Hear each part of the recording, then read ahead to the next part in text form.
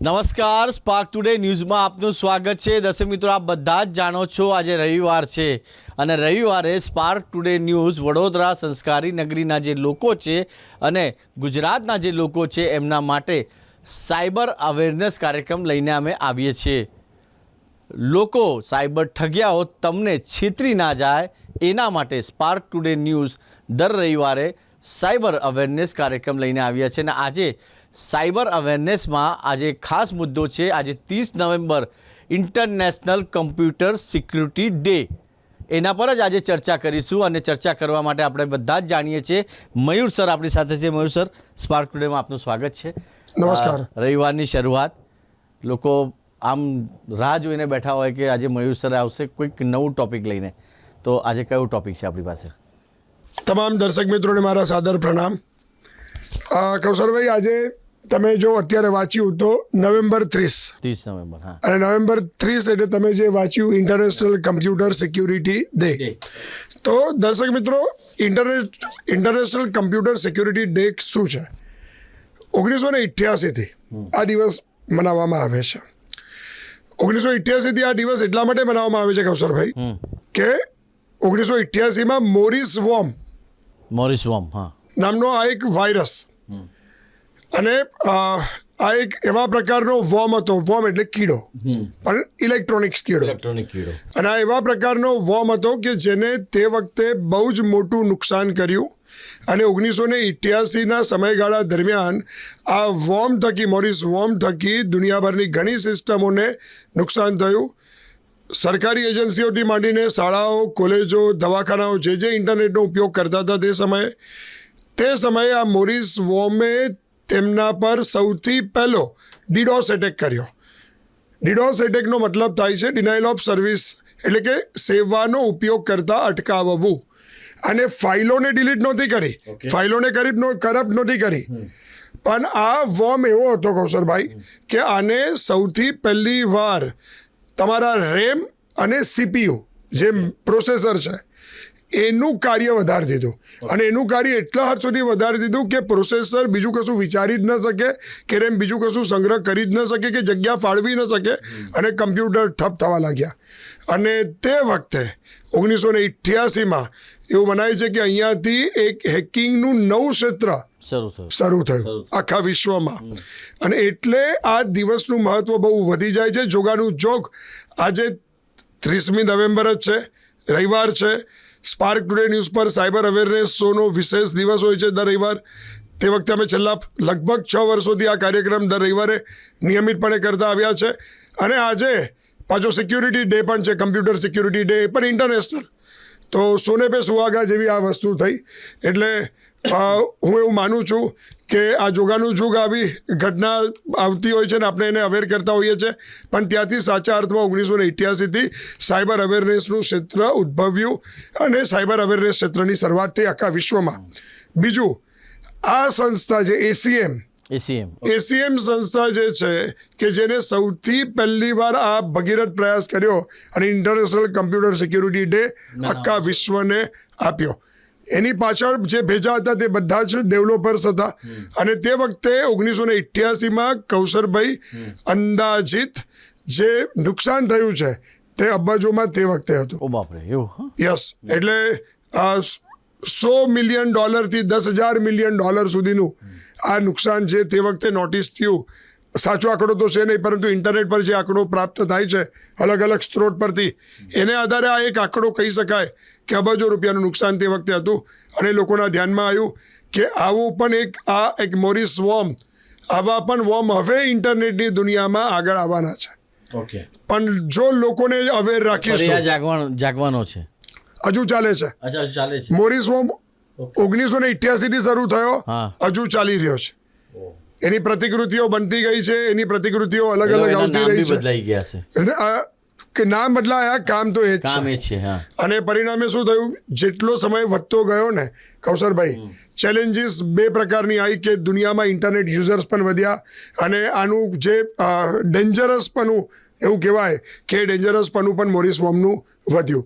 એટલે આ જે મોરિસ વોર્મ હતો તેનેથી આ ઇન્ટરનેટ સિક્યુરિટી ડે અર્થાત computer security day, international computer security day મનાવવાની શરૂઆત થઈ. અને આજની તારીખની અંદર એ આખા વિશ્વની અંદર આ એક સાયબર અવેરનેસની દ્રષ્ટિએ મનાવવામાં આવે છે. અને આજના દિવસનું મેઇન મહત્ત્વ એ જ છે કે લોકો જેવી રીતે પોતાના ઘરને સલામત રાખે છે, બેંક લોકરને સલામત રાખે છે, એવી જ રીતે પોતાના જે ઇન્ટરનેટ રૂપી ગેઝેટ્સ છે, પોતાના પાસવર્ડ્સ છે, પોતાના સોશિયલ મીડિયા અકાઉન્ટ્સ છે, ઓકે, આ બધી પોતાની વેબસાઇટ છે, આ બધી જ વસ્તુને પણ લોકો સિક્યોર્ડ રાખે. આ જ આખો આ જે સિક્યુરિટી ડે છે, કમ્પ્યુટર સિક્યુરિટી ડે છે, એનું એક પાછળનું મર્મ છે અને મહત્ત્વ છે. અને જેટલા આપણે જાગૃત રહીશું તેટલા નુકસાનથી બચીશું. જી, સવાલ ઘણા બધા લોકોના મનમાં બી અત્યારે આવી રહ્યા છે મયુર સર, કે જે રીતે સાયબર ઠગિયાઓ છે એ આમ જોવા જઈએ તો ફેક ઓટીપી લિંકના માધ્યમથી તમારા અકાઉન્ટ સુધી પહોંચી જાય અને તમારું અકાઉન્ટ ખાલી કરી દે.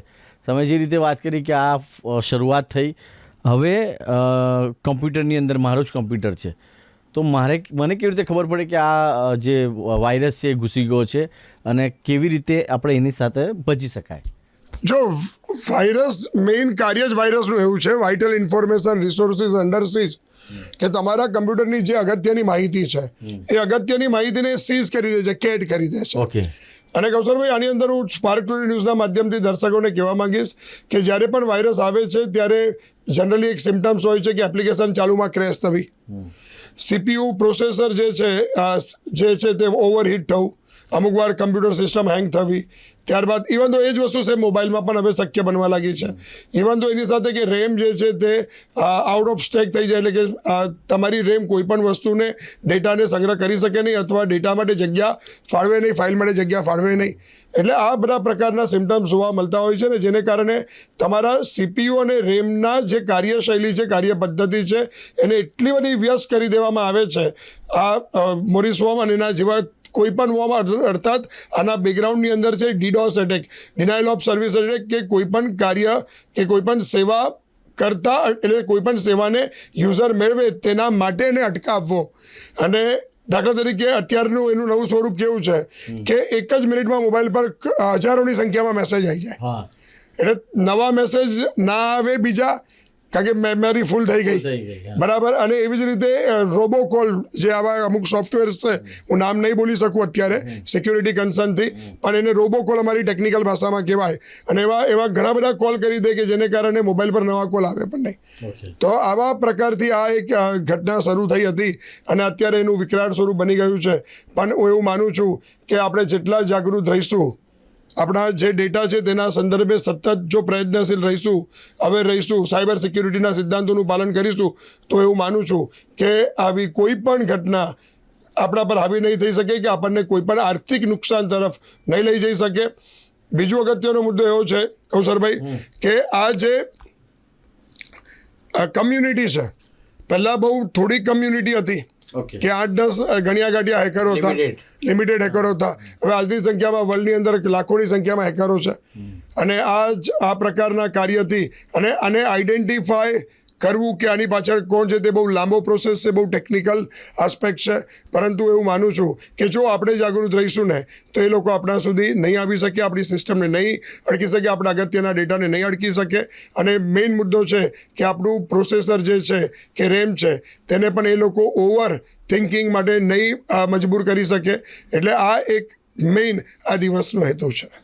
દર્શક મિત્રો, જે રીતે મયુર સરે કીધું કે આપણે જાગૃત થવાની જરૂર છે, અને જે રીતે આજે 30 નવેમ્બરે ઇન્ટરનેશનલ કમ્પ્યુટર સિક્યુરિટી ડેની ઉજવણી કરવામાં આવે છે, ને આ વાયરસથી આ જે આમ તો કીધું સરે કે આપણે બચી શકાય, પણ જેટલા આપણે જાગૃત થઈશું એટલા સમાજને પણ આપણે જાગૃત કરી શકીશું. ને અમારું સ્પાર્ક ટુડે ન્યૂઝનું પણ એ જ મકસદ છે કે આ સાયબર અવેરનેસ, એટલે સાયબર ઠગિયાઓ તમને ના છેતરી જાય, એના માટે જ અમે આ પ્રયત્ન કરીએ છીએ. દર રવિવારે અલગ અલગ ટૉપિક પર અમે ચર્ચા કરીએ છીએ. હું આશા રાખું કે આ જે અમારો ટૉપિક હતો આજે 30 નવેમ્બર ઇન્ટરનેશનલ કમ્પ્યુટર સિક્યુરિટી ડેની ઉજવણી કેવી રીતે થાય છે, મયુર સરે ખૂબ સારી રીતે આપણને સમજાવ્યું છે. અને હું આશા રાખું કે વાયરસ કોઈ દિવસ મરતા નથી, પણ જો આપણે જાગૃત થઈશું ને આપણે અલર્ટ થઈ જઈશું તો આવા વાયરસો સામે પણ આપણે લડી શકાશે. કેમ કે જે રીતે મયુર સરે કીધું કે ચેતતો નર હંમેશા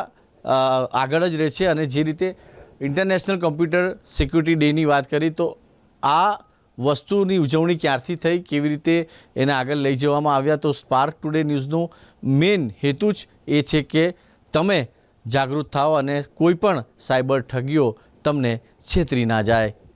સ્પાર્ક ટુડે ન્યૂઝને આપ સપોર્ટ કરી રહ્યા છો દર્શક મિત્રો, તો અમારા પેજને ફોલો કરજો, ફેસબુક પેજને લાઇક કરજો, અમારું જે ઇન્સ્ટા છે એને પણ આપ ફોલો કરજો અને લાઇક કરજો.